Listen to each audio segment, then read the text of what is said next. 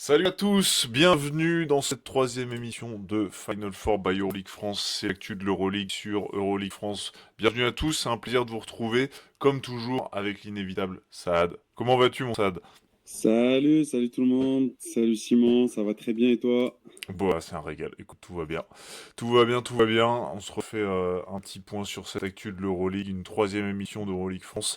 Merci à tous ceux qui nous suivent, évidemment. Vous pouvez retrouver toutes les autres émissions en direct, enfin plutôt en replay, sur YouTube. Bien sûr, elles sont toutes en replay. Celle-là sera aussi disponible en replay. Et je rappelle que l'actu de l'Euroleague, c'est évidemment sur Euroleague France, sur le site que je vais vous montrer d'ailleurs dans un instant. J'ai envie de dire, je vais le faire maintenant même. Je vais le faire maintenant parce que j'ai envie de faire une petite promo parce que à chaque fois je vais faire une promo de Raphaël Abrard sur ce truc, c'est pas possible. Mais bon, il y a une super interview qui l'a touché, qui m'a touché aussi j'avoue parce qu'elle était bien, elle était plutôt bien réalisée en plus. C'est l'interview donc de Brian Angola qui est le deuxième basketteur colombien à fouler les parquets de l'Euroleague. Il nous régale. Donc voilà, Tout à interview à fait. retrouver évidemment sur Euroleague France. C'était un régal à lire et en plus je crois qu'ils se sont rencontrés, ils sont échangés un petit peu de la Colombie donc il a dû se régaler. Je vois Snorky dans le chat. Salut mon Snorky, le classico. Bignono est là également. On voit des habitués, ça nous fait plaisir. Ça c'est bon comme ça. Qu'est-ce que je vois d'autre pour le moment? Bah, ça arrive tranquillement. Bienvenue à tous en tout cas dans cette émission numéro 3. On suivra forcément en parallèle de se refaire un petit point sur l'actu. On suit cette 26e journée, ce round numéro 26 qui a débuté avec l'Olympiakos sur le parquet de Dubaï. Et bah, plus 4 pour l'instant, plus 4 à la fin du troisième quart-temps. Dubaï qui s'est fait bien monter et surtout l'Olympiakos qui a haussé le point, ça. Ouais, très serré. Il y a eu une réaction un peu de l'Olympiakos là, sur le troisième carton. Sur la première mi-temps, c'était vraiment une domination de Dubaï, même si l'écart n'était pas exorbitant, mais quand même, il y avait une sacrée domination. Ils leur ont entré dedans là dès le début. Et ouais, c'est un beau match. Franchement, c'est un beau match à regarder. Et avec le duel Kabengele, Tyreek Ouais. Jones, hein. Sacré Ah, duel, hein, j'adore. pour le Même coup, hein. face à Milutinov, hein, en fait, là, ça envoie des Tout à fait. kilos, hein. Ouais, ouais, non, mais tout à fait. Tout à fait. Mais le duel, tu sais, athlétique, avec de la force et vraiment des joueurs avec une énergie extraordinaire, les deux, là. Ouais. Euh, Vraiment, c'était beau à voir, là, je crois que c'était sur la fin du premier carton, début du deuxième carton, là, où il y a eu le passage de Tyreek sur le terrain en même temps que Gabengele. C'était pas mal. C'était pas Ah, mal. ça se rentre dedans. C'est Effectivement. très très cool. C'est très très très Effectivement, cool. Milutinov, tu sens quand même que quand il rentre, il est quand même au-dessus, hein, pour elle, quand même, hein, parce que Ouais, ouais, il a ouais, remis ouais, les c'est choses clair. dans l'ordre. Ouais. C'est clair. C'est clair, c'est clair. On va voir pour le quatrième carton qui débute avec du Evan Fournier, du Corey Joseph, du Tyler Dorsey, du Tyreek Jones, donc face à Kabengele sur le terrain. Mm, On tout à tiendra fait. le courant évidemment du score. Il y a la de l'OFS à 18h30, là ça va commencer dans un instant. Ça n'a pas encore commencé, je vois aussi. C'est parti. De l'OFS face à Valence et le Zalgiris face à Monaco. On va parler de Monaco dans cette émission. Je vous donne le programme forcément, le petit point sur Mm. le classement. Mais surtout, on va s'attarder dans le focus sur j'ai pas d'autre mot que ce bordel. Hein. C'est un bordel monumental ce qui se passe à Monaco, sur et en dehors du terrain. C'est n'importe quoi. On va Ouais. parler forcément de ces soucis, des gros gros soucis financiers. Il y a la principauté qui va s'en mêler Mm. pour venir te sauver cette formation monégasque et ce club monégasque. On en parlera en long en large. En plus, ils sont dans une mauvaise passe en Euroleague avec 3 défaites consécutives. Il y aura les news avec le nouveau directeur exécutif de l'Euroleague qui vient d'arriver, qui vient Mhm. de remplacer Paulus Montejunas. C'est Chus Bueno. On aura vraiment un long mot là-dessus parce que ce sera le top, dans nos top news. On parlera Mm. aussi de Vezenkov.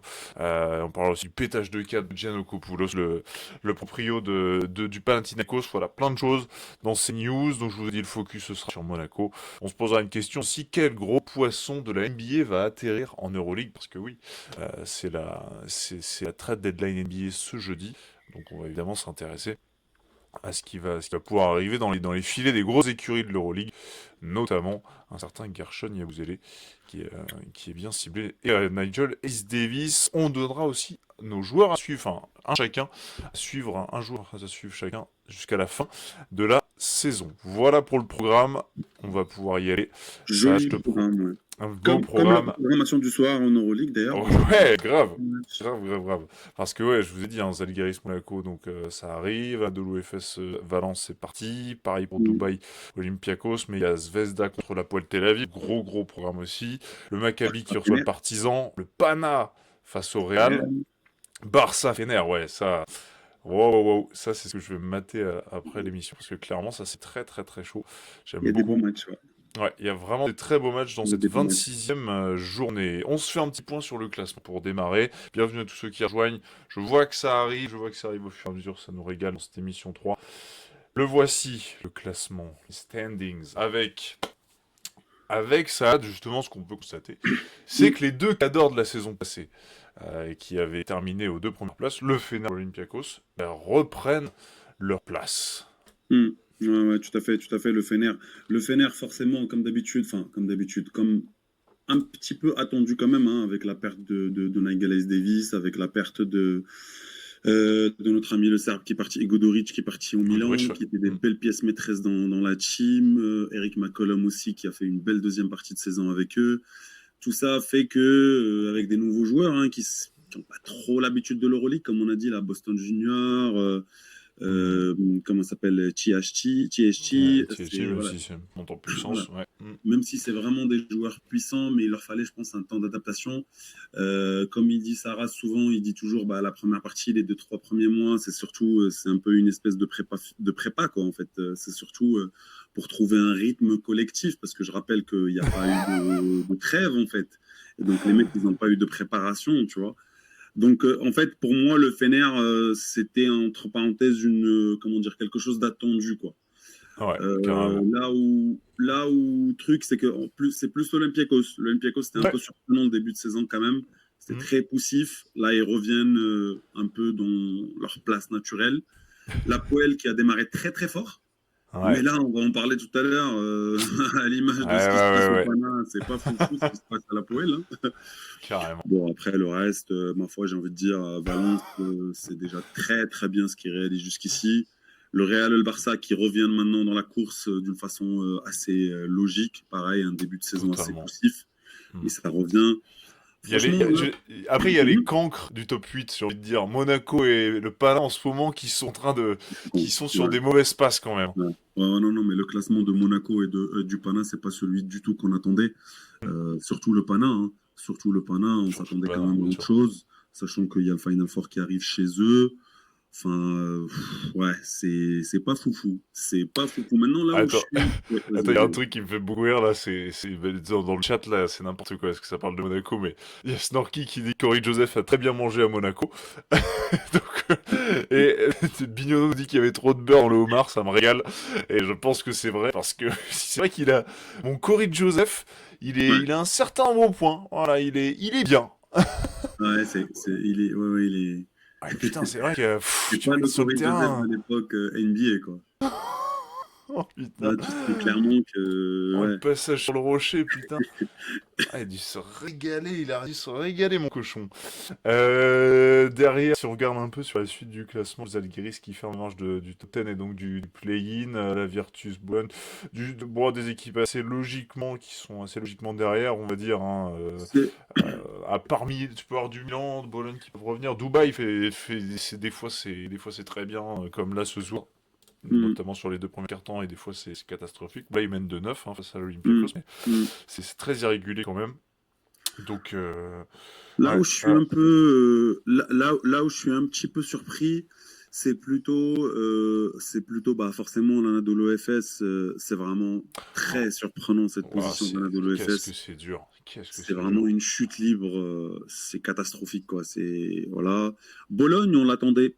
Je pense pas qu'au grand monde attendait Bologne ici, parce Non. que Bologne, quand même, là, ils vont se battre pour le play-in.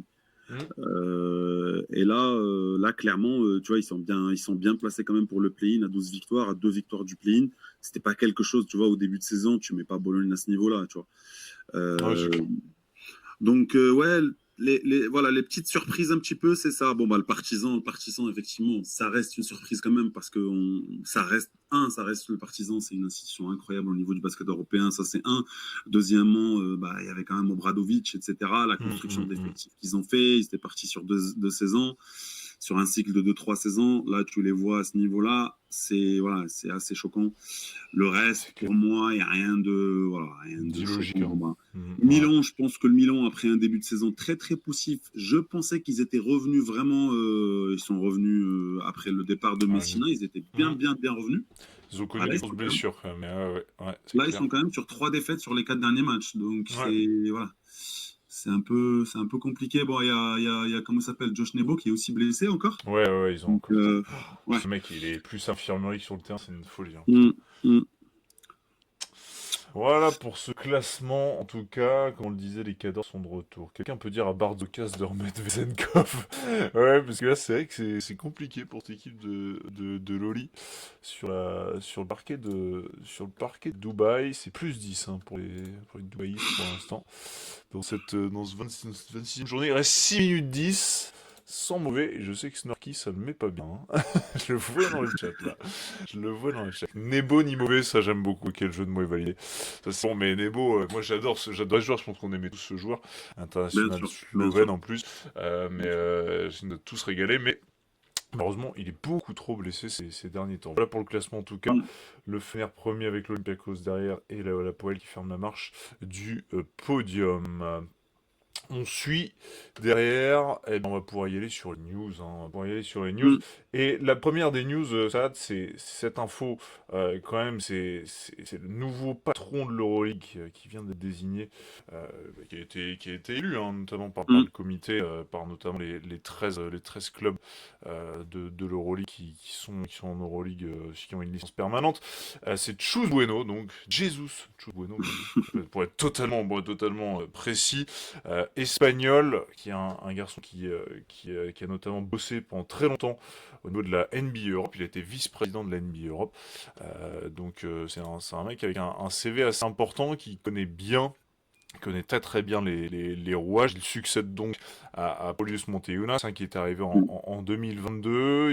Juste avant, il y avait eu un autre Espagnol, c'était Jordi Bartomeu, qui mm, était resté lui pendant 22 ans. mm, Donc voilà, nouveau patron exécutif de cette Euroleague. Toi, mm. selon toi, qu'est-ce que ça dit un peu? Parce que on l'a dit, il y a des liens forts avec la NBA. C'est Forcément, il ça. a bossé avec la NBA Europe. Mm. En plus, c'est un monsieur qui a été très soutenu par le Real Madrid, notamment pour Oui, son élection à cette oui, tête de l'Euroleague. oui. Donc voilà, on va dire que c'est significatif quand même cette arrivée. Oui, oui, oui, c'est très significatif. En fait, de ce qu'on a, de ce qu'on entend un petit peu à droite, à gauche, de ce qu'on appelle les insiders, visiblement, Monteunas commençait un peu à agacer les clubs dans sa stratégie de communication vis-à-vis du projet NBA Europe. Donc, il faut pas se leurrer, hein, les clubs, ils voient très bien l'opportunité de cette NBA Europe dans le sens marketing, le sens développement commercial. Bien Donc sûr. eux, ils étaient plutôt dans un mood où se dire, bah nous, oui, on aimerait bien garder l'Euroleague, mais ça serait bien qu'on gagne un peu d'argent, tu vois. Et le fait que Monteunas était un peu dans une communication trop directe vis-à-vis de la NBA, ça a un peu agacé quelques-uns qui trouvaient que c'était pas la bonne stratégie et qui souhaitaient plutôt un rapprochement avec la NBA et qu'on tend la main réellement et qu'on essaie de trouver des négociations. Comme on a dit ici, hein, parce que je pense que c'est ça la meilleure solution Bien sûr. pour l'Euroleague. Mm. C'est pas avoir comment dire, deux compétitions parallèles, mais Deux plutôt entités. avoir une compétition commune, chapeautée potentiellement. Nous, on s'en fout que ça soit chapeauté par qui, à partir du moment où la culture européenne du basket européen est respectée et que le développement commercial marketing de la NBA est ramené ici et Bien profitable pour sûr. les clubs. Je Mm. pense que c'est dans ce sens-là, comme tu l'as dit, Chus Bueno est quelqu'un qui a un CV très NBA, entre parenthèses, Ah, et bien très sûr. NBA, très NBA international, c'est-à-dire bah, voilà, NBA Afrique, NBA Moyen-Orient, NBA Europe, etc. Donc il a Bien quand même sûr. des relations fortes, et je pense que c'est surtout pour ça que les clubs militent ont milité en tout cas pour qu'ils reprennent le relais. Après, encore une fois, Monter une a fait quand même du bon job hein, sur Bien les sûr. 2 dernières années. Faut pas cracher sur ça. Mais je pense que ce changement est significatif par rapport au projet NBA Europe. Donc Tu penses que voilà. ça va vraiment résoudre les choses ou tu penses que ça, Bah, enfin, est-ce que tu y crois sur sur résoudre cet les choses, aspect-là ça, entre la NBA et la NBA FIBA et l'Euroleague? résoudre les choses, honnêtement, ça, j'en sais rien. Mais en tout cas, adopter une stratégie de plus de rapprochement avec la NBA que stratégie de confrontation, ça, c'est sûr. C'est un mec qui est plutôt diplomate, c'est un mec qui travaille beaucoup dans l'ombre, qui a un carnet d'adresses bien fourni, qui connaît beaucoup de monde dans la NBA. Donc je pense, et puis c'est pas une surprise aussi qu'il soit entre parenthèses soutenu par le Real, que le Barça maintenant on comprend pourquoi le Barça a signé 10 ans. Hmm. Et avec cette opportunité aussi, comme on a dit, avec la clause de se sortir.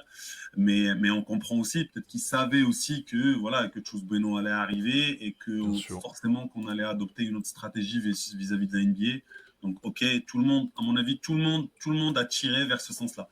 Et c'est dans l'intérêt des clubs aussi. Moi, je trouve que c'est dans l'intérêt des clubs de ne pas aller dans la confrontation parce que, qu'on le veuille ou pas, même si les clubs ne le veulent pas, peut-être la NBA va arriver, à mon avis. À mon avis, la NBA, elle va Ah arriver en bah Europe. oui, on parle de Donc, l'horizon de la saison 2027-2028, on voilà. rappelle, hein. Hmm. Donc c'est peut-être une meilleure solution, une meilleure stratégie de se dire, entre parenthèses, on collabore avec eux, qu'on les laisse faire leur truc de leur côté, nous on fait notre truc de notre côté, personne n'est gagnant, sauf que eux ils ont de l'argent. Donc ils sont perdants, mais à la limite ils s'en foutent un petit peu quoi. Ils en ont rien à secouer, hein. Euh, Hmm. donc ouais, oui, je pense que c'est très significatif. Je pense que on va adopter maintenant, en tout cas la Euroleague va adopter une nouvelle stratégie vis-à-vis de la NBA Europe.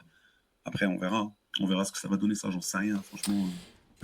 On verra dans les prochains jours, prochaines semaines, prochains mois, parce que mais ça prend du temps pour mettre des choses en place. Mais effectivement, il y a quand même pas mal d'espoir sur. En tout cas, ça a du sens effectivement à l'heure actuelle d'avoir quelqu'un avec un pédigré pareil. On rappelle, hein, il a été bossé à vice-présidence de la NBA Europe Mm. au Moyen-Orient et Afrique. C'était pendant 12 ans, donc carrément quelqu'un qui est du métier. Donc à Tout à voir fait, forcément si ça tout à fait, réchauffe un peu les relations entre tout le monde. Voilà pour tout à fait. cette grosse news qui est tombée la semaine dernière. Tu voulais rajouter un truc? Non, j'avais rien à rajouter. Je pense Ok, on a tout dit là. Faut maintenant voir et voir justement les fruits ou les résultats de cette nouvelle direction. bien On sûr. verra bientôt les premières décisions qui vont être prises, les premières prises de communication, prises de parole, Ouais, stratégie c'est de important, c'est communication. ça. Hmm. Et ça nous donnera tout de suite une idée de qu'est-ce qui va se passer, quoi. Je vois Tissam dans le chat, c'est un régal. Salut mon Tissam, les fidèles de Final Four, ça c'est beau. On avance dans ces news, dans cette émission numéro 3 et ça avance aussi sur le parquet de Dubaï, toujours -7 Et c'est réel, là. pour...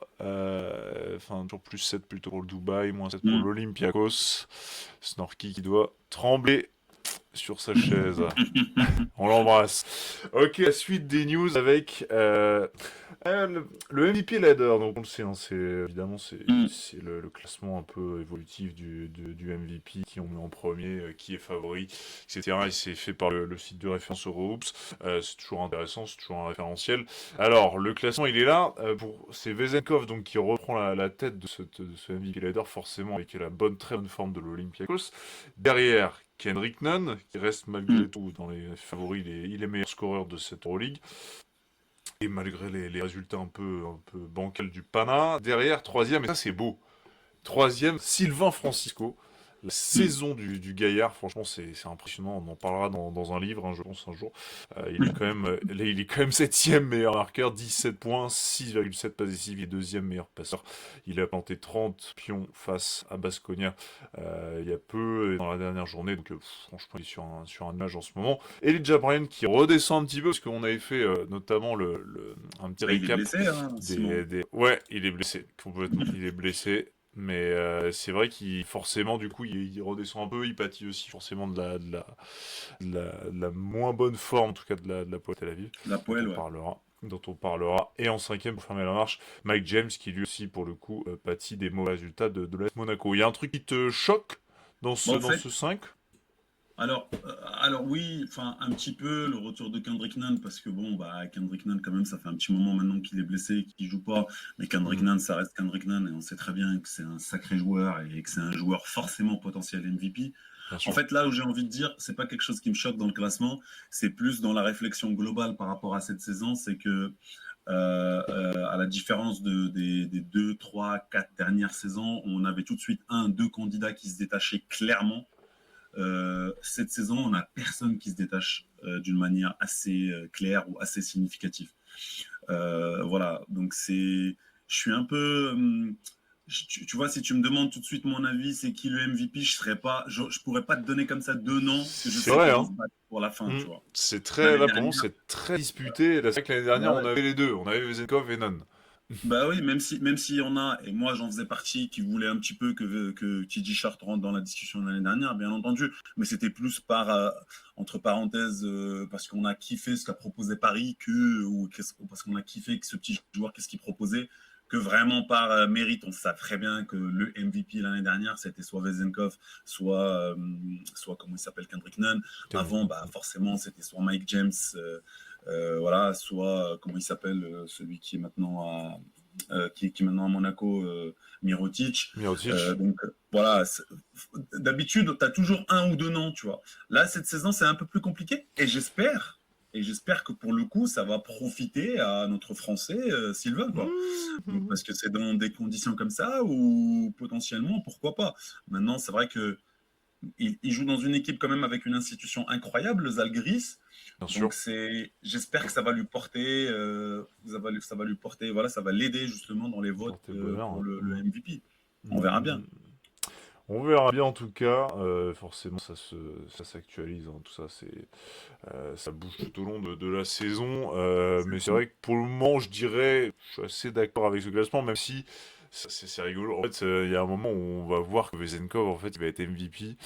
La saison où on l'attendait peut-être un peu moins MVP, alors que l'an dernier, c'était une évidence à mon sens, il aurait dû l'être.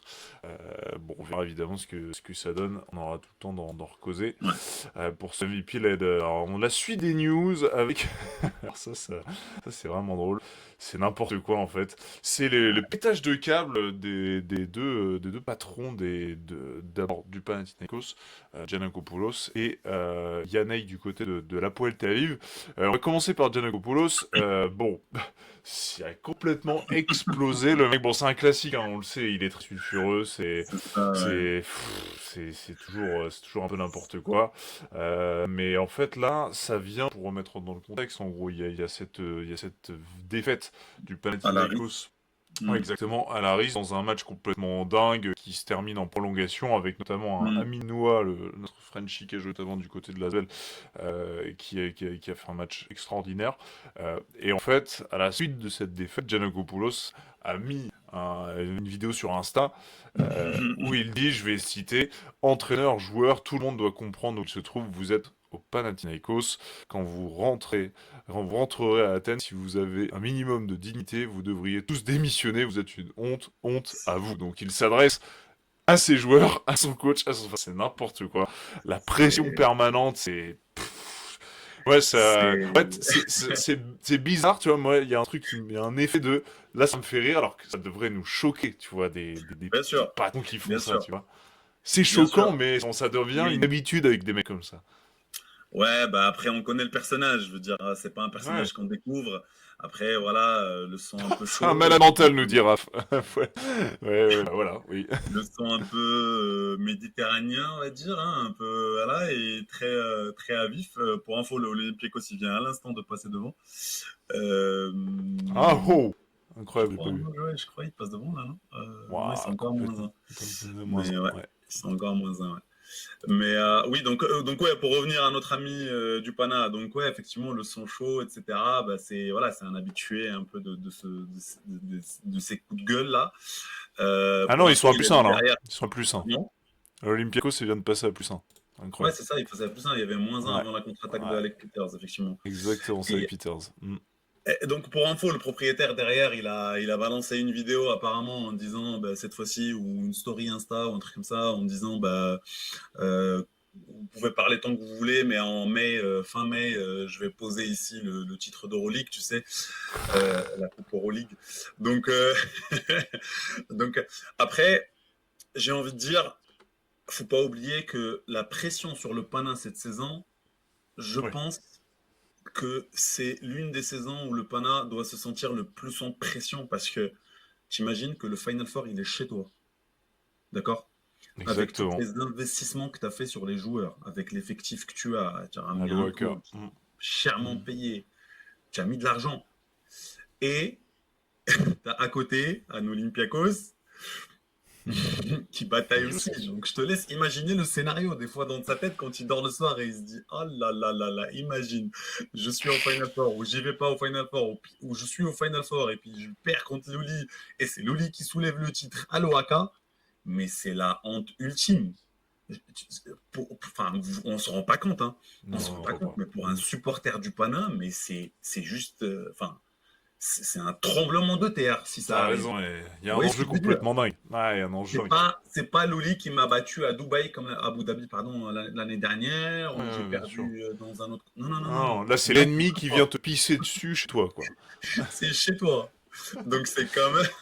Je pense que les gens ne se rendent pas compte de la rivalité entre les deux clubs. Il suffit de voir un peu les matchs de championnat, les derbies, comment ça se passe. Bah, la finale du championnat de l'année dernière, comme c'était tendu.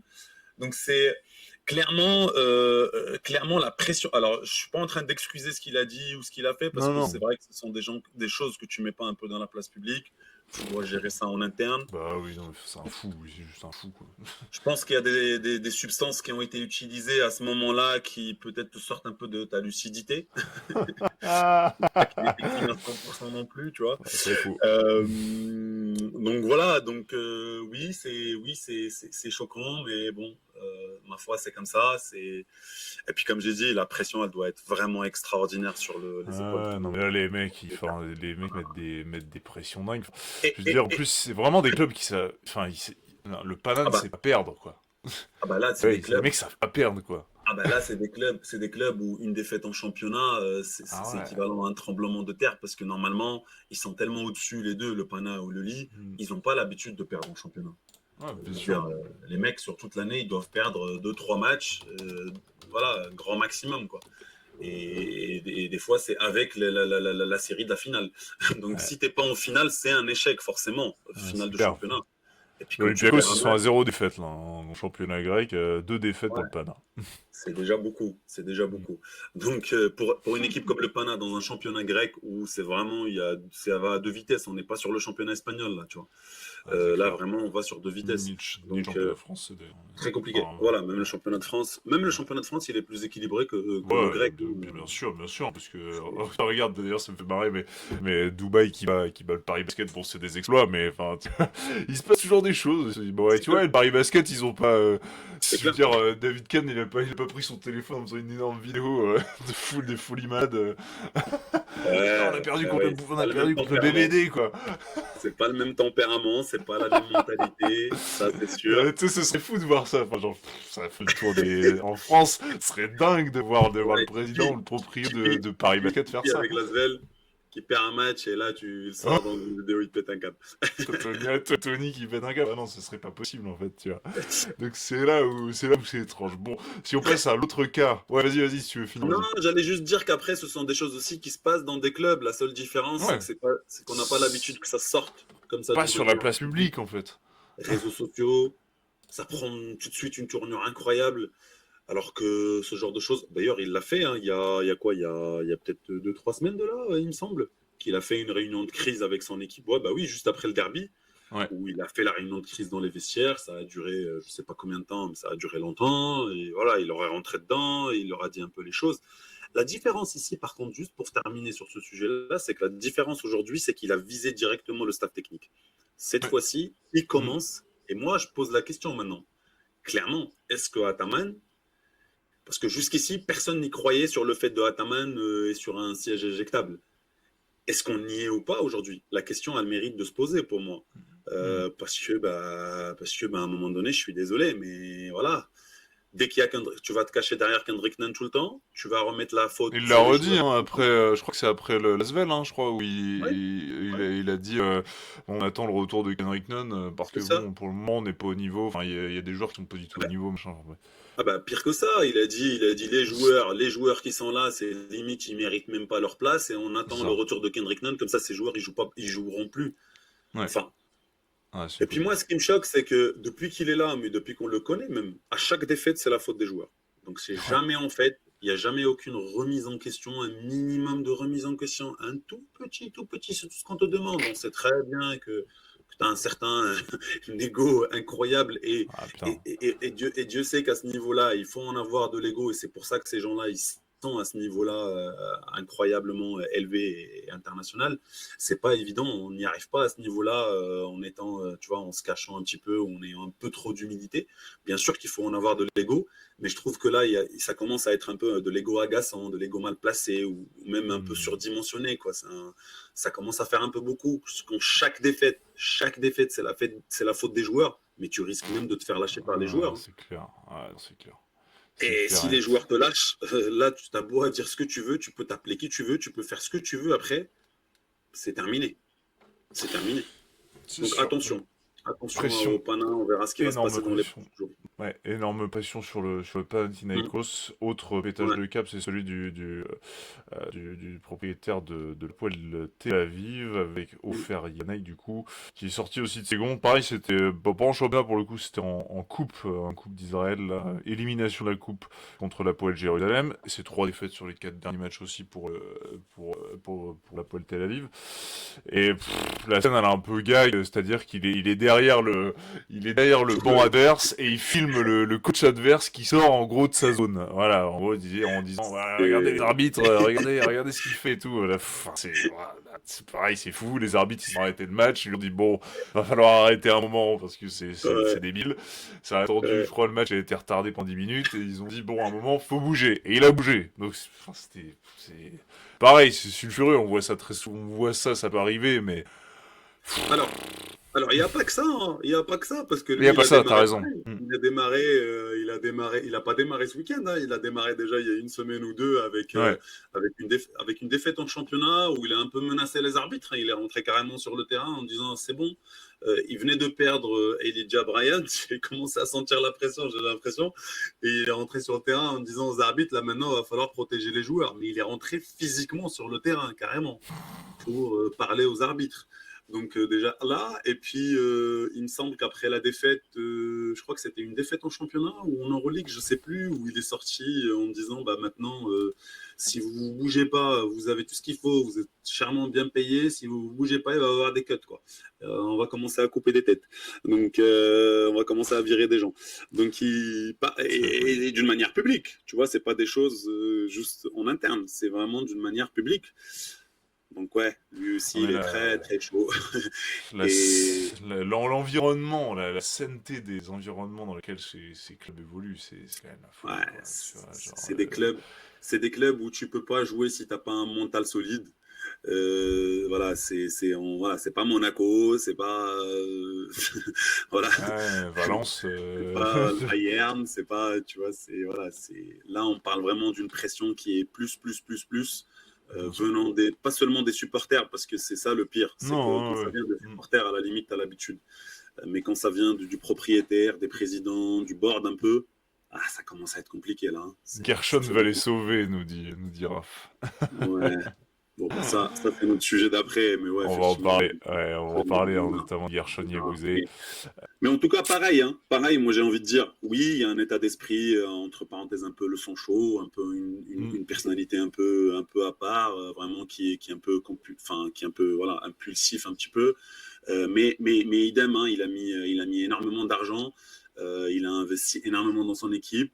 Donc, il attend des résultats. Forcément, il a la pression. Il a la pression, forcément, j'imagine, des investisseurs derrière lui. Et parce que j'ose imaginer qu'il n'est pas tout seul. Enfin, voilà, c'est pas simple. Hein. C'est pas simple de gérer un club quand on met énormément d'argent et quand on investit énormément d'argent. Forcément, on attend du résultat. Et quand le résultat il vient pas, des fois, il y a des gens qui réagissent d'une manière un peu différente. L'Olympiakos, c'est une chance de gagner au buzzer. 15 secondes, 93-92 pour Dubaï. Attention, Taylor Dorsey, chaud. shoot à 3 points, 45. Ouah, énorme brick. Rebond offensif World Cup. Evan Fournier, 3 points. Dans l'axe. Ouais, c'est super court. Et rebond de Kabengele. Faute sur Kabengele. Ouais, il va redélancer. Voilà, là. C'était chaud. C'était chaud. Et là, 2 tirs à 3 points ratés consécutifs. D'abord, Tyler Dorsey qui était bien défendu. Rebond offensif de World Cup qui est sorti de nulle part. Evan Fournier, Je crois que tête de raquette dans l'axe. Et c'est très très court. Très très court le shoot du français. Est-ce qu'il reste un time-out à Loli? Il doit rester un time-out à Loli, je pense. Peut-être. En tout cas, il y a des lancers. Il y a des lancers pour mon gars, Kabengele, dont je parlerai en fin d'émission. Incroyable. Et Vezenkov qui enfin va rentrer. C'est vrai que c'est Nord qui demandait. Il est où Ça, c'est mon Barzoka, ça. Franchement, je sais pas comment analyser cette situation-là, parce que c'est vrai qu'on était sur l'émission et qu'on n'a pas tout regardé non plus. Il est dingue. Mais c'est quand même incroyable de voir Vezenkov sur le banc. Sur le banc dans le Money Time, quoi. Kabengele, alors je veux bien les critères, c'est pas un peintre. Ouais, mais là, même s'il met les deux, s'il y a derrière time-out, ça risque d'aller en prolongation. Il y a moyen. Reste encore 3 secondes, ils ont largement pour prendre un 3 points. Détendu. Kabengele. Et puis, comme on parle de l'Olympiakos, il y a même des chances qu'ils aient une faute facilement. 2 sur 2, monsieur. Filoche. Incroyable. Bon, bah, évidemment, on va voir. Alors, je pense qu'ils ont un temps mort. Est-ce qu'il y a un temps mort là? Ouais, forcément. Je pense qu'il en restait un. Ouais, je pense. Oui. C'est parti, temps mort. On surveille. Rapidement d'autres news. Alors là, une belle news. On passe rapidement, mais c'est fini le match de la 3ème place au Final Four. Ça, c'est exceptionnel, ça me régale. Ouais, ça, c'est magnifique. C'était dans les tuyaux. Merci. Oh là là, je pense qu'on est tous heureux de ça, parce que l'an dernier, il était horrible. C'est-à-dire que c'était un derby, c'était Olympiakos-Pana. Il n'y avait rien de derby, c'était juste affreux. On était là pour Mathias Le Sort qui faisait son retour, mais sinon, c'était une catastrophe ambulante. Rien. On s'en branle, voilà, c'était nul. Et c'est remplacé par l'Adidas Next Generation Championship Game, donc avec les jeunes qui sont sur le terrain, ça ce sera beaucoup plus intéressant, je pense. Voilà. Autre news, rapidement, la fin entre Devon Graham et l'Étoile Rouge de Belgrade. Ça n'a pas duré bien longtemps, alors qu'en vrai, il y avait potentiel quand même. Mais malheureusement, ça ne durera pas très longtemps. Ok. Bon, on va passer sur le gros sujet, le sujet Monaco, dans un instant. Mais d'abord, attends, on suit quand même cette dernière action de l'Olympiakos. Parce que là, il y a -3 pour l'Olympiakos à le ballon. -3 sur le parquet de Dubaï. Qu'est-ce qu'il va y avoir? On a du World Cup qui va effectuer la remise en jeu. Evan Fournier, Peters, Dorsey et M. Vezenkov pour essayer de planter à 3 points. Dubaï va laisser la balle à qui? Parce que c'est ça la question. C'est pas Loli va mettre la balle à qui, c'est plutôt Dubaï va laisser la balle à qui. Parce que c'est eux qui vont faire le choix. C'est dur. Là, attention, c'est parti. Le système qui met en place. Evan Fournier, la petite feinte sur Anderson, je te reprends du français. Oh, filoche. La filoche du Frenchie qui monte le doigt le public derrière. Let's go. Pour l'énorme banderie. Voilà, ça c'est Evan, ça. Et il est complètement transcendé par ces moments-là. Paf, incroyable. Je sais pas si j'ai pas du tout vu le match. Donc je sais pas s'il était dans son match, mais waouh. C'est qui? Non, c'est Anderson. C'est Anderson qui mord à la fin comme une merde. Allez, salut. Et là, tac, il reste 0,5. Derrière, il trash talk et tout. Oh là là.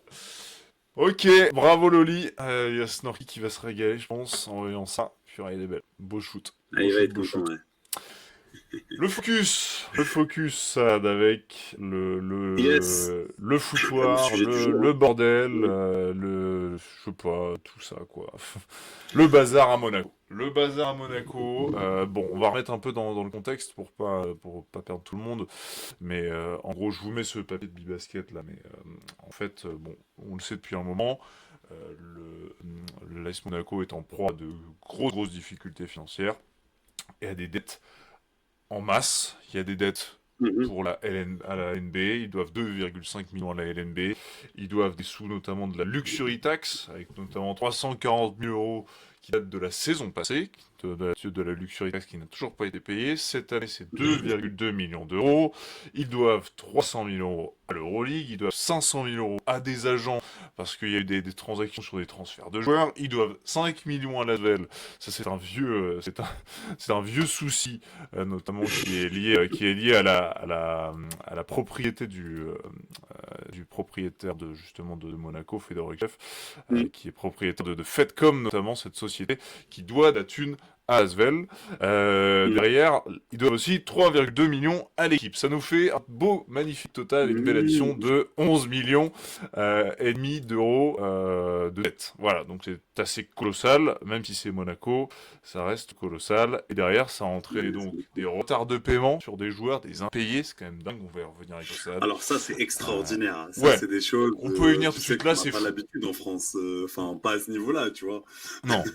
Non. C'est clair que même dans ce championnat de France qui est en galère, en basket, on a peu ce truc-là. Même des clubs de N1, de N2, on n'entend plus ce genre de choses. Normalement, ouh là là là là, j'avais pas vu qu'il restait du temps. Ouais, il restait du temps, mais je pense que c'est trop tard. C'est trop tard, de Bacon. C'est Dwayne Bacon. Ouais, trop tard. C'était déjà overtime. Ok, il restait du temps, c'était pas au buzzer. Ouais, il restait 0,5. Il restait 0,5. Il a shooté au buzzer, mais malheureusement, il a gardé le ballon un peu trop dans les mains. N'est pas d'Eric Fischer. Oui, c'est largement refusé. N'est pas d'Eric Fischer qui veut. Bon. Ouais, donc Monaco. Oui, les impayés, c'est quand même fou. Incroyable. Ça, c'est incroyable. Pour moi, c'est ça ça me choque. Un mois de retard. Hein. Il y a le salaire de décembre. Il y a des fois le salaire de décembre de certains joueurs qui n'a pas été versé quand même.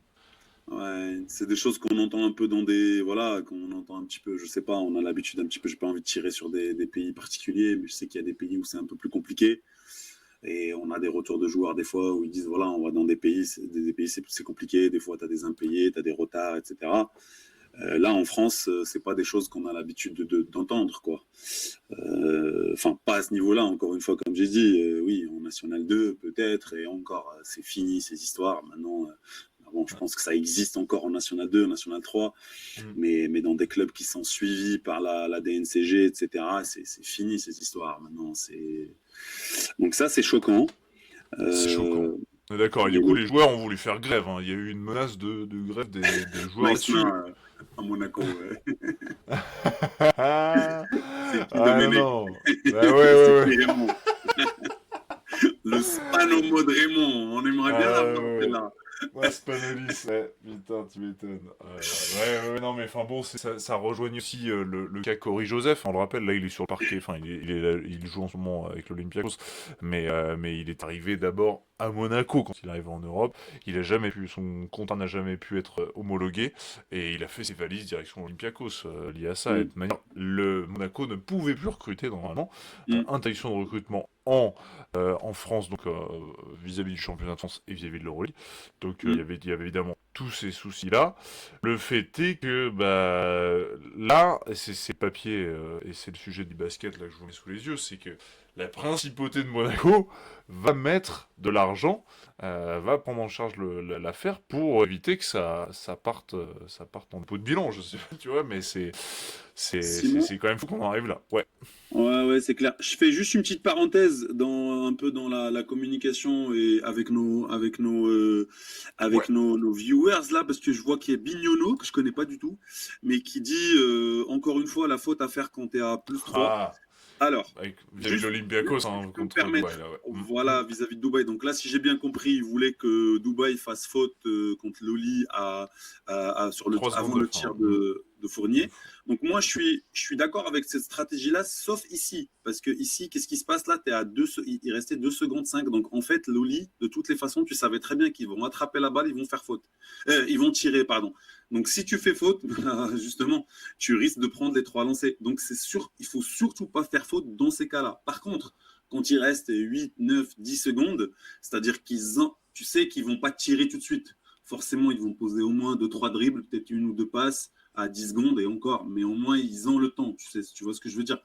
Parce que c'est très dangereux de faire cette faute-là du coup à +3 quand il reste 2 secondes. Là, tu es surtout avec les arbitres qui sifflent en ce moment à tout va des fautes sur des tirs Sur et les des trois bras et lancés. tout, bien sûr, sur De des l'autre mecs côté, qui envoient, qui jettent les bras, etc. voilà. Donc oui, attention, cette stratégie, elle est bonne, mais quand il reste un peu de temps, s'il reste pas beaucoup de temps, comme c'est le cas aujourd'hui, c'est très, très, très, très risqué et je le prohibe personnellement. D'accord, bon, eh ben, écoute, c'est Donc oui, retenu, juste, Bignona nous juste une dira. petite parenthèse dans la ferme, pour Mais bien revenir un sûr, petit t'as peu sur raison. ce que tu disais, oui, donc la principauté Qui va venir en aide hein, à Monaco. La principauté, je crois qu'ils ont même sorti un communiqué, Simon, non? Bien sûr, ouais, complètement. Ouais, il y avait un Allô? communiqué pour dire de merde. Oui, Simon, ouais, désolé, il y avait un souci technique.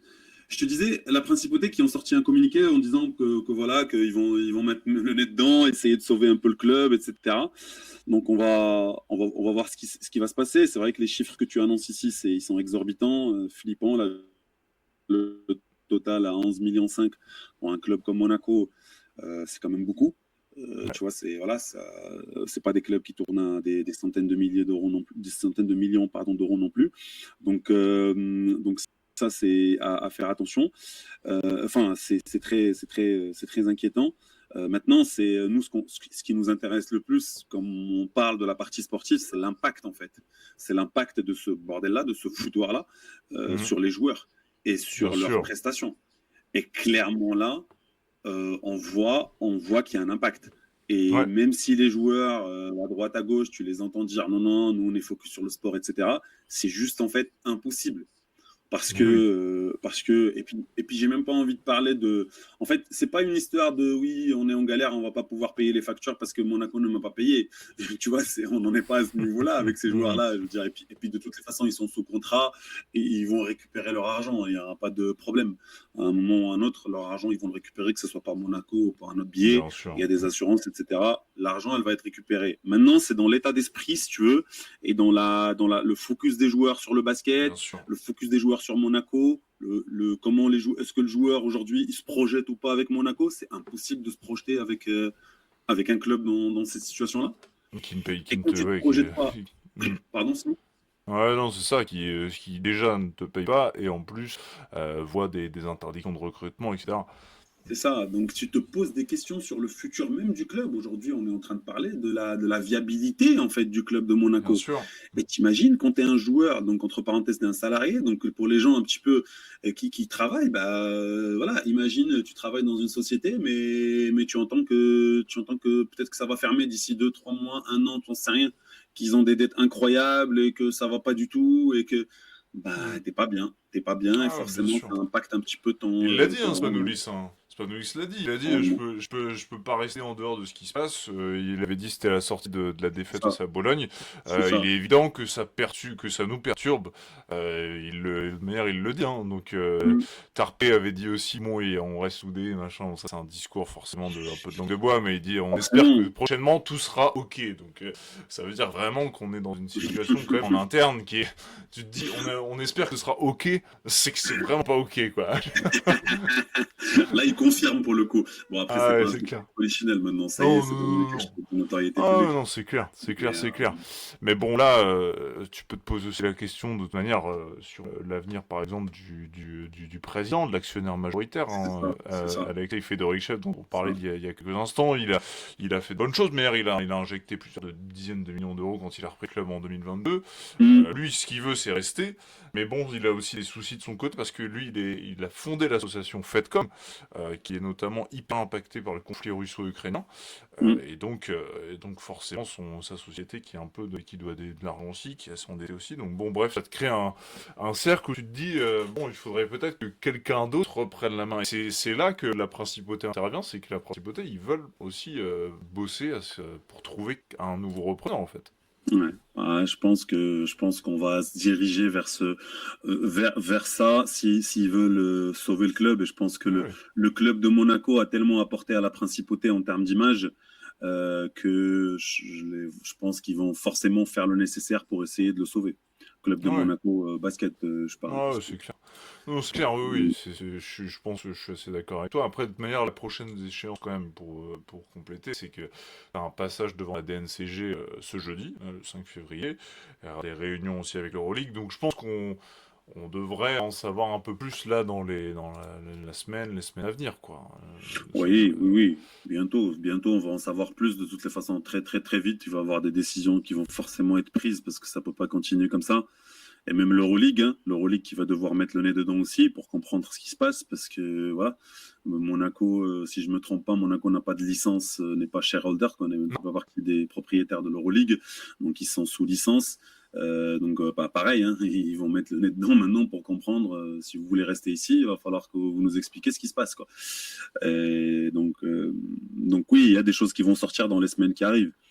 Les joueurs, ils vont essayer d'être focus, mais comme on a dit, ça risque d'être très, très, très compliqué. Le span lui-même, hein, moi je pose la question aussi maintenant.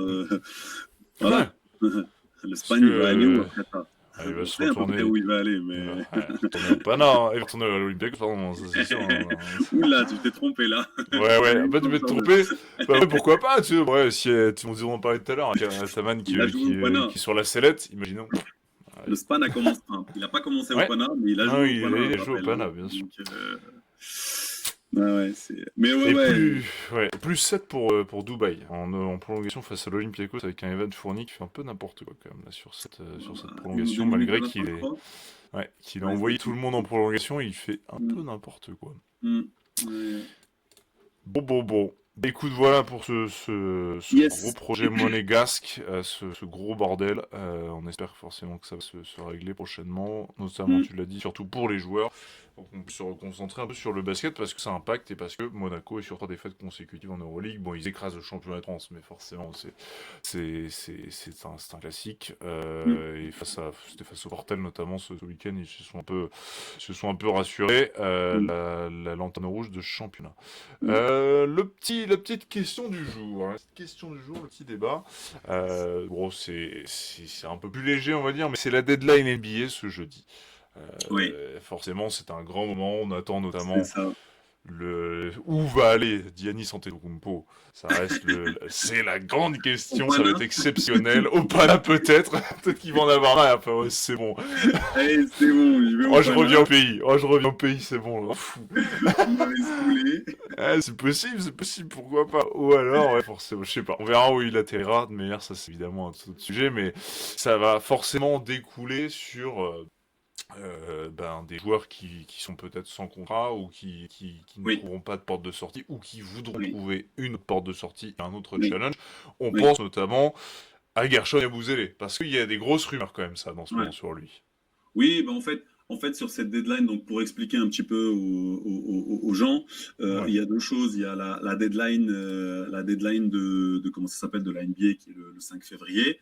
Et en fait, si vous voulez, après ça, il va y avoir des joueurs forcément qui vont être libérés et qui vont être sur le free agent en fait. Et ces joueurs-là c'est des joueurs qui auront la capacité de signer en Euroleague parce qu'aujourd'hui le marché Euroleague, il est fermé, c'est-à-dire que tu peux pas bouger d'une équipe Euroleague à une autre équipe. Ça, c'est fini. La deadline, elle est passée en Euroleague. Par contre, en Euroleague, je crois jusqu'au 20 et quelques février, si je dis pas de bêtises, tu peux encore recruter des joueurs extérieurs de l'Euroleague. Et donc, forcément, cette deadline-là, elle va libérer des joueurs en NBA. Et nous, on pense surtout notamment à parce que deux joueurs qui ont vraiment un pédigré ici en Euroleague et qui sont très connus avec un sacré CV. Donc, ça soit Gershon Yabusele et Nigel Hayes Davis, l'ancien champion avec le Fener l'année dernière. MVP des finales. MVP du Final Four, exactement. Donc oui, là, pour le coup, ça peut changer énormément de choses. Parce que ce sont deux joueurs un peu des franchise players. Hein. C'est des joueurs, quand ils vont arriver dans une équipe, ils vont te la changer. C'est sûr et certain. Gershon, quand il débarque dans une équipe, surtout ici en Europe, forcément, c'est une autre équipe. Hein. Et NHD, c'est dans un profil différent, mais aussi c'est un gros joueur. Je pense que les deux. Alors les rumeurs qu'on a aujourd'hui, c'est quoi? C'est l'Apoel, je crois, et le Pana. L'Apoel prêt à mettre 2,5 millions apparemment, selon notamment Andréani, qui est un des insiders de l'Euroleague. Oui. Les Mm. infos sont pas les Beaucoup infos, d'argent. faut se méfier. Mais il y a de l'argent, ça c'est sûr, même si les chiffres sont peut-être pas exacts, il y a de l'argent. On parlerait même de 5 millions pour la saison d'après. Ça c'est de la part de C'est l'Apoel énorme. pour Gershon Ouais. Yabusele. Bon, c'est monstrueux évidemment, mais ces Ouais, clubs ouais. sont capables de mettre des gros chèques. Le Pana aussi intéressé, je pense que le Pana pourrait mettre des sous aussi. Mais voilà, on est sur deux joueurs qui vraiment sont en grosse galère en NBA, parce que NHJ, ouais, il a un point de moyenne en 7 minutes en 27 matchs joués du côté des Suns de Phoenix, et il a bousé chez les Knicks à New York. Bah, pareil, il est pas du tout dans les plans de Mike Brown, mais ça se passe pas du tout bien. Donc on est sur des joueurs qui pourraient, pourquoi pas, se relancer, mais est-ce que c'est leur priorité? Ouais, ça c'est une autre question. Après, je pense qu'il n'y a pas que le sportif qui rentre en compte aussi. Hmm. C'est qu'il faut prendre en Ouais, compte aussi d'autres aspects. Pour Gershon, il l'a expliqué un petit peu dans ouais. une vidéo dernièrement, hein, que ce soit en termes d'assurance, que ce soit en termes de retraite. Ce sont des joueurs qui pensent aussi à leur avenir. Exactement, si tu accumules des saisons en NBA, forcément, Voilà, effectivement, après, tu as tu es couvert, en fait, sur des assurances, voilà, tout notamment, à c'est fait. Alors, ouais, j'ai pas hyper envie de rentrer important. dans le détail technique parce que je le maîtrise Non, pas, moi mais non en tout plus. cas, juste pour dire aux gens qu'il n'y a pas que l'aspect sportif qui rentre en compte là-dedans. Après, il y a toujours aussi l'ego du joueur qui a envie de dire, bah non, moi j'ai envie de réussir en NBA, notamment en NHD, où lui, il est revenu. Moi, pour moi, c'était une mauvaise idée d'y aller. Autant Gershon, je pensais et Je je suis reste d'accord. persuadé qu'il a des qualités pour s'imposer en NBA. Autant NHD, je suis plus sceptique. Nigel Davis, je trouve que son choix de revenir en NBA, c'était une erreur. Euh, et donc, Après, il sortait d'une saison folle, enfin, bien sûr, est-ce que c'était bien pas le sûr, moment, bien il avait sûr, 30 ans, bien bon, sûr. je Je me pense que dis, c'était pour se prouver à lui-même qu'il était capable de. je Je pense, pense qu'il y a une partie d'ego aussi qui rentre en compte, je parce suis que d'accord. financièrement aujourd'hui, ce genre de joueurs, en tout cas, ce qu'ils peuvent gagner en NBA versus ce qu'ils peuvent gagner en Europe, il n'y a pas une grosse différence. Je suis d'accord. Je suis d'accord. Mais ouais, Donc je c'est pense juste que c'est. les Américains qui veulent réussir en Ouais. NBA, qui veulent se prouver ce truc-là. Je suis Ouais. d'accord avec toi. Après, Gershon, il a clairement dit que son club de cœur, c'est le Real Madrid. Donc, ça veut dire déjà, ça enlève le Barça de l'histoire. Donc, voilà. Euh, après, de toute façon, ça tombe bien, le Barça, ils n'ont pas d'argent pour lui. Oui, Et c'est le très bien. Real, et du coup, pourquoi je parle de ça? Parce que bah, il y a notre ami Gabriel Deck qui s'est blessé, là, dernièrement. Ouais. Donc, bah, le Real, je sais pas, parce que le Real reste le Real. Le Real, ils ont toujours de l'argent. Donc, s'ils veulent faire Gershon, ils vont faire Gershon. C'est clair. Euh, la question, c'est est-ce qu'ils ont envie, est-ce qu'ils le voient dans leur plan ou pas. Parce que lui a envie. Parce qu'apparemment, c'est pas dans ses plans de revenir en Europe. Et je le Alors, ça, c'est autre comprends. chose. Je Voilà, le tout à fait. comprends. Ça, c'est la question numéro une. Est-ce que c'est dans Hmm. ses plans de revenir en Europe? Moi, je disais, si jamais dans ses plans, c'est revenir en Europe, bah après, il faut voir le Real, qu'est-ce qu'il veut dire. Parce que si le Real se positionne sur lui et qu'il a envie de revenir en Europe, je pense qu'il ira au Real. Je pense Euh, aussi. Parce qu'il il va pas se prendre la tête à aller dans un environnement en plus différent où il peut se prendre de la pression Bien sûr. inutile, etc. C'est complètement voilà. Mais oui, effectivement, tu as raison, Simon. La première question est de savoir est-ce que ces joueurs-là ont envie ou pas de revenir en Europe. Des rumeurs qu'on a aujourd'hui, non, ils n'ont pas envie. C'est pas leur priorité. Maintenant, s'ils se retrouvent libres, cut par les équipes NBA, personne ne le prend. Ben, il va être obligé. Hein. Ouais, Pas ouais, une bien question sûr. d'envie ou pas, c'est qu'à un moment donné, il va être obligé. Maintenant, c'est Mhm. parce qu'il est sous contrat avec New York. Si New York décide juste de le couper et de le laisser libre de lui payer son contrat, bah, et qu'il n'y a personne qui le reprend derrière, Hmm. Ouais, c'est toute la question. C'est voilà. toute la question. C'est comme ça la NBA que ça joue, c'est un business. Hein, et je dis à eux, les Mhm. mecs, ils s'en foutent, hein, ils te coupent, ils te payent et va Ciao. chercher ailleurs. Quoi. Donc, donc on verra bien. On verra bien. Le 5 février arrive vite. Je pense qu'on n'aura pas d'infos avant le 5 février Non. forcément. Non, non, non. Il va falloir attendre la trade deadline. Là. Pour Et, toi, là, si on fait si on se mouille et qu'on fait un prono qui a pas de sens, mais si ouais. toi, tu le vois revenir ou pas, Gershon? Alors, moi, je vois Nigel Davis revenir. Je vois pas Gershon revenir. Je suis comme Je toi. pense que, je pense que Gershon va trouver une porte de sortie sur une autre équipe parce que des équipes NBA qui ont besoin de Gershon, je pense qu'il va en avoir. Je pense qu'il y a des packages de trade deal là qui sont en train de monter. On a entendu même New York qui se positionne sur le trade de Antetokounmpo, donc pourquoi pas mettre dans le package aussi Ah Gershon. ouais. Hmm. Milwaukee, forcément, ils en ont besoin. Je les vois pas le couper derrière. Donc, tu vois, par contre, Nigel Davis, enfin, Non, je le vois pas du tout rester. Enfin, je vois pas Oui. quelle équipe va se positionner sur lui, tu vois. Ouais. Je, Ouais, je- ça me j'espère paraît qu'il compliqué. y aura. Ouais, je pense que meilleur, il y a des équipes qui seraient intéressées. Ce serait Ouais. intéressant vraiment de le voir revenir. Voilà pour cette petite question, ce petit débat Mm. du soir. On va terminer Yeah. avec un joueur à suivre pour cette fin de saison. Alors toi, t'en as mis Alors toi, 40 là. tu m'as mis dans l'embarras. Ça, c'est pour moi, Ah, c'est la partie la plus compliquée parce que j'étais ah, c'est là, dur. je disais alors quel joueur. Ouais, il a raison, Simon. Il faut quand même choisir un joueur. Ah, Mais désolé, j'y suis pas arrivé. allez, vas-y, dis-nous tout, dis-nous tout. J'y suis pas arrivé. Maintenant, je vais commencer par, on va dire les choix du cœur, un peu. Voilà, je vais Ok. commencer par les choix du cœur. Mon choix du Mhm. cœur, c'est TJ Bordel. C'est TJ Bordel. C'est TJ Shark. Excusez-moi. Alors, Je c'est lisais, le bordel je à lisais Monaco mes quand notes. même. Je lisais mes CJ notes. bordel, Je suis c'est désolé. fantastique. Je disais TJ J'ai envie Shark. qu'on extrait ce moment parce que c'est grand quand même. TJ Shark. Je suis tellement déçu que je Ouais. suis impatient de voir comment ça va se passer les dernières journées là. Parce que bah voilà, pour moi c'est quel gâchis. J'attends de voir Alpana, est-ce que ça va bouger en termes de coaching staff ou pas. Mm. Qu'est-ce qu'il va faire de TJ Shark? Je trouve que c'est tellement injuste ce qui lui arrive aujourd'hui au Pana. Je trouve que ça joue tellement sur son mental et sa façon de jouer, on le Ouais, voit et on le complètement. ressent. Le mec, il joue Mm. pas libre. Le mec, tu sens qu'il est tendu. Quand il fait des exploits, tu as l'impression qu'il a fait des trucs de fou. Quand tu mets Euh, 16 points, c'est extraordinaire. Tu sais, c'est le moment voilà. de oh Même putain, il a lui, mis 16 points. mais même lui, tu sais, comment il Ouais. exprime ça, comment il extériorise ça, t'as l'impression, tu te dis, oh, calme-toi, l'année dernière, ça fait 2 ans que tu fais ça tous les ans, quoi. Enfin, à tous les matchs, quoi. Ouais, bien Donc, sûr, bien sûr.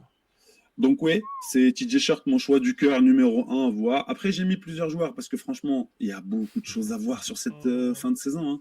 Il y a, Dis-nous. il y a Moussa, moi. Moussa à Dubaï. Ah, ok, Dubaï Zanon qui vient de Moussa. taper l'Olympiakos. Maintenant, Dubaï, ils sont clairement candidats au play-in. Ça y est, ils sont dans le truc. Et ben moi, j'ai envie de voir Moussa, ce que ça va donner, parce que je rappelle quand même que Moussa, c'est pas n'importe qui. Quand même qu'il Pas était du au tout, Real même. Madrid et qui Et qui délivrait pas performait. mal, très très bien au Real Madrid. C'est un sacré ailier.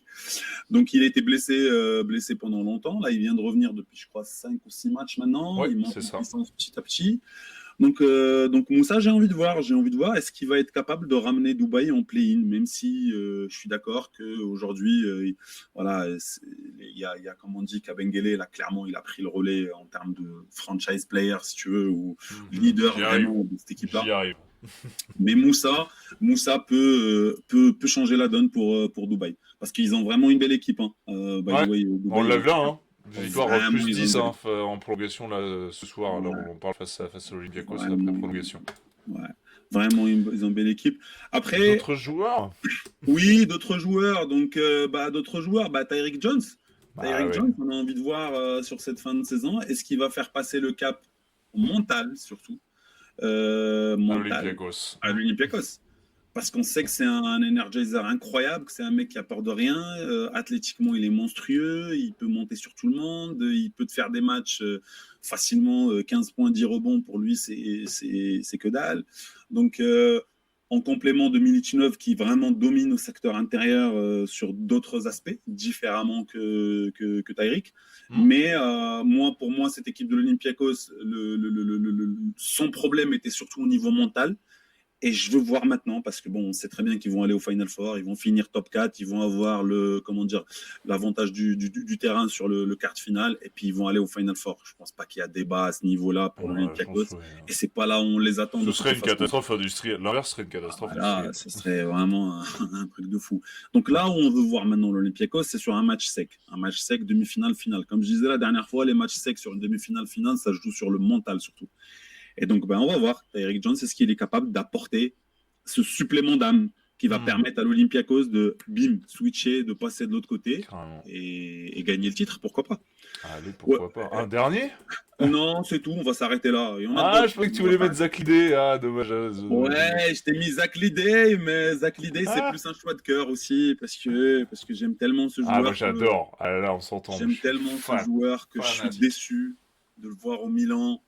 et qui hors radar. En fait, quand je dis hors radar, c'est-à-dire pas de playoff, pas de Final Four, alors que c'est un joueur qui mérite d'être au Final Four tous les ans. Un mec qui Tellement mérite de fort. faire partie d'une grosse écurie comme Bien je sais pas, le sûr, Fener, qui mérite bien d'être coaché sûr, par Jasikevičius, des joueurs bien comme ça, sûr, enfin des coachs comme ça. C'est vraiment bien sûr. c'est un gâchis, putain, c'est C'est un un gâchis, ça fait gâchis à peur. Milan. Je suis J'adore tellement ce joueur. déçu pour lui parce que je l'aime tellement et je le trouve tellement fort, tellement bon dans tous les aspects des deux côtés du terrain, Intelligent, défensivement, offensivement, capable trop de faire simple. des passes, capable de scorer, capable de tirer de loin, capable de Et son tirer à jeu de l'intérieur tir, dans il la a un raquette. tir absolument atroce d'ailleurs, si vous voulez regarder pour les Ouais. viewers, mais Alors il est une forme de tir absolument dégueulasse. Je sais pas son tir comment il n'est met pas à des trois, montrer. il met des trois. Son tir n'est pas à montrer dans les équipes, surtout son coude pour les Euh, jeunes. Mais, Coup dans le mais, canard, ouais, on dirait une mais, aile, ouais, comme ça. mais c'est N'importe un quoi. joueur incroyable, c'est un joueur incroyable. Donc ouais, oui, je l'avais mis aussi, voilà, voilà. Mais ouais, on verra Ok, bien. À ok. toi Bon. maintenant. Oui, mon joueur à suivre, bon, il est là, moi.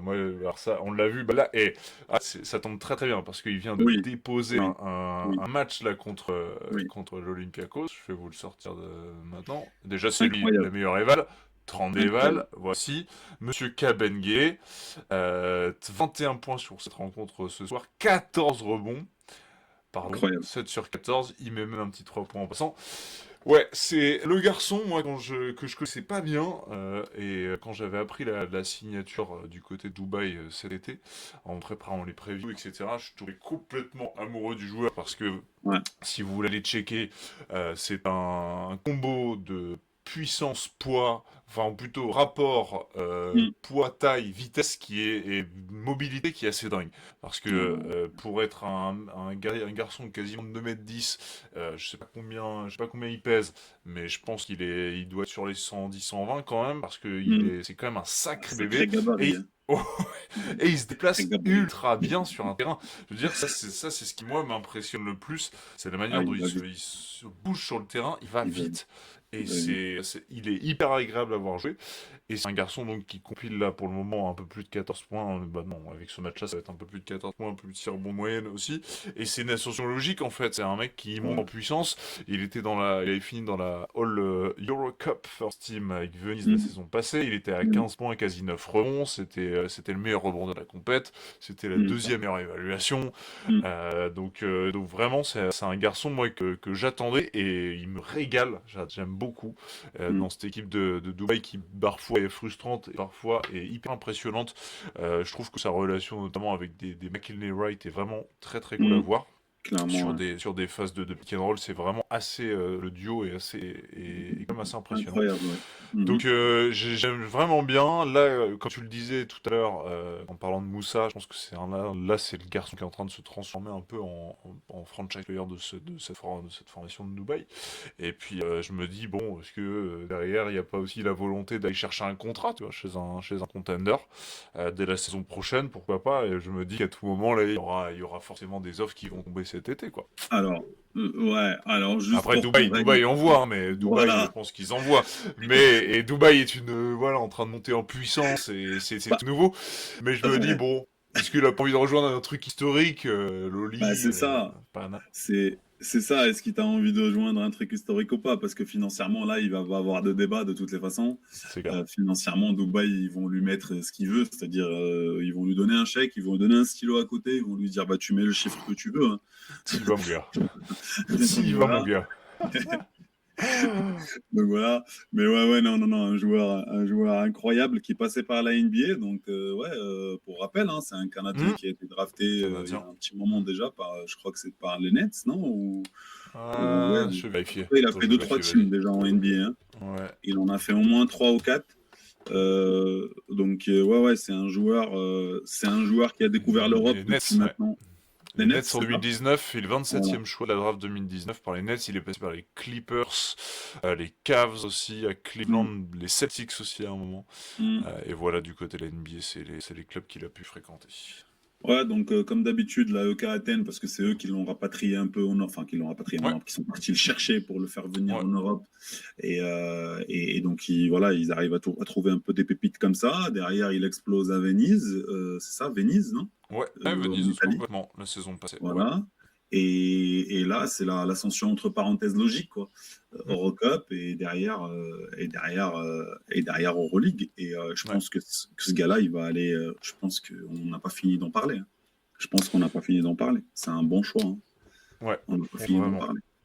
Complètement. Donc, On en reparlera de ce garçon et on en reparlera dans une prochaine sûrement. émission de Euroleague France, de Bravo à Final lui. Four by Euroleague France. Bon, bah merci à tous de nous avoir suivis en tout cas sur cette troisième émission. C'était un régal encore une fois. Merci à C'est tous qui ça. étaient dans le chat. Je pense à Snorky, je pense à Vignono. Raph était également là, Tissam également. Je vous salue. Merci beaucoup d'avoir été là, les gars. Et puis voilà, vous pouvez évidemment retrouver cette émission en replay, en intégralité sur YouTube. Et on continue de parler de cette Euroleague sur le site de Euroleague France, comme toujours. N'hésitez pas à aller checker sur les réseaux sociaux, sur Twitter, sur X forcément, et sur Instagram pour suivre toute l'actu de l'Euroleague. Et puis nous, on se retrouve rapidement pour une prochaine émission, Saad. Exactement. Merci à tous. Et à Tu vas te toutes. mater quoi là? Tu vas te mater quoi là dans ce qu'il y a Ah, là? je pense Parce que qu'il y c'est a le les Barça matchs, ce hein. soir. Ah, je pense Ah que oui, le Barça finir en c'est vrai que c'est le priorité ce Barça. soir. Faut remuer les derniers. Ouais, Sarras qui revient à Barcelone, c'est voilà, ouais, c'est toujours quelque chose. c'est direct Toujours Barça Fener ce soir, ouais. carrément. Et il y a l'Anadolu qui est en Mais on train va de quand mener même face à garder l'œil. Valence. Ouais, Quoi d'autre? plus 14. Plus 14 à l'heure où on parle. 67-53 pour l'Anadolu face à Valence. Est-ce que ce serait pas le réveil de l'Anadolu? Et Valence, pardon, et le Zalgiris qui mène aussi. Mm, Ouais, alors là, ça c'est une mm. toute autre paire de manches. Plus 16 face à Monaco. Plus 16 C'est face à jamais simple. Monaco. C'est Qui se jamais simple de confirme. jouer à Kaunas, mais alors avec les problèmes qu'ils ont actuellement, ça va être. Mm, Je pense que ce mm, soir, ça va mm, mm. être très compliqué. On Ah, verra bien, mais on va c'est continuer de mal parler de parti en tout cas. Monaco. Ouais, on va continuer de parler de Monaco, ça c'est sûr. Là, Mm. parce qu'il est en train de se dessiner. Combien il nous fait, nous, notre Sylvain Francisco? 11,4 passes à 13 d'éval pour l'instant. Propre. C'est la meilleure éval, co-meilleure éval de cette rencontre avec Butkevičius. Voilà, voilou. Passez une très belle soirée à toutes et à tous. Régalez-vous avec les matchs de ce soir. Et puis on se retrouve très rapidement sur une prochaine émission. Salut mon Saad, ciao ciao. Et Salut puis, Simon, à plus, bonne soirée. ciao, Ciao. à bientôt.